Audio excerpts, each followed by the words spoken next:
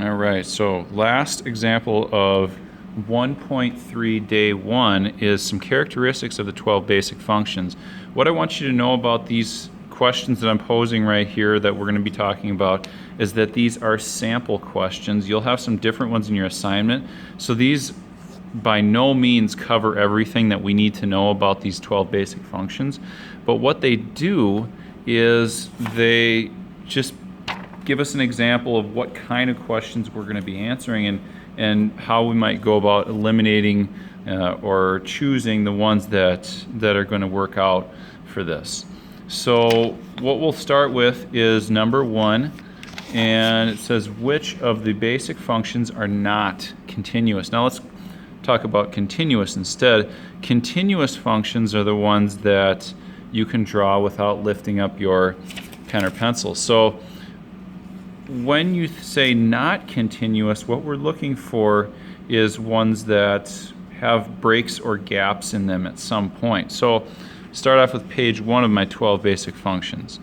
This one, you can all draw those without lifting up a pen in the process. However, this reciprocal function, if I drew that, it would require me to lift up my pen. So I'm looking at that one, and it appears that that is going to be one that I am going to need.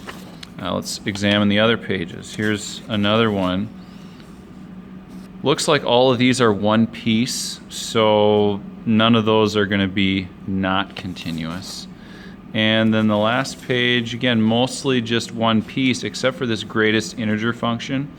So it appears that that one is the other one that I want for my answer to this first question. So that means here I had reciprocal function and I had greatest integer function as my two answers, and so I'm going to put that right here.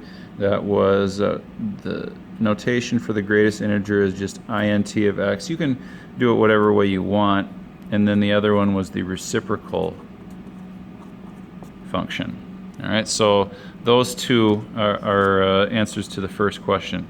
Which of the functions are bounded above? Remember that being bounded above means that we have a ceiling to them, that there's something on the top that limits these. And so we go back to our pictures. Again, these are as a reference.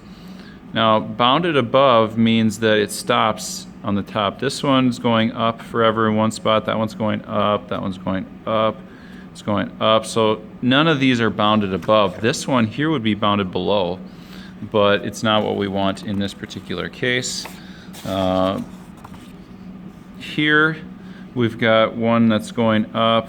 We've got these two that look like they might be leveling off, but these are actually going up forever. The one from this page that is bounded above, because we could just draw a line over here, would be the sine function. That's one that you'll see as bounded above. And then last page that we have here, as far as ceilings go, bounded above, this one's going up, so no, not that one. As you can tell, this one just keeps going up the whole way. Here, cosine, a lot like sine, those two are very much related to each other. That's going to be one of them.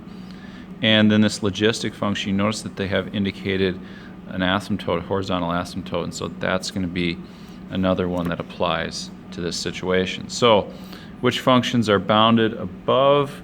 We had sine, cosine, and then also logistic.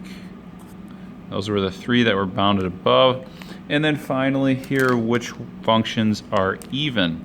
So the even functions, remember we talked about this the other day, are the ones that display some symmetry over the y-axis. And so we're just going to go through like before each one of them and see which one are symmetric over the y-axis. Looks like the squaring function is one of those. Can you fold them over the line? Nope. Those ones are all used up. Now none of those. Okay, fold it over the line. Y equals the y-axis. No, none of those apply. Let's see here.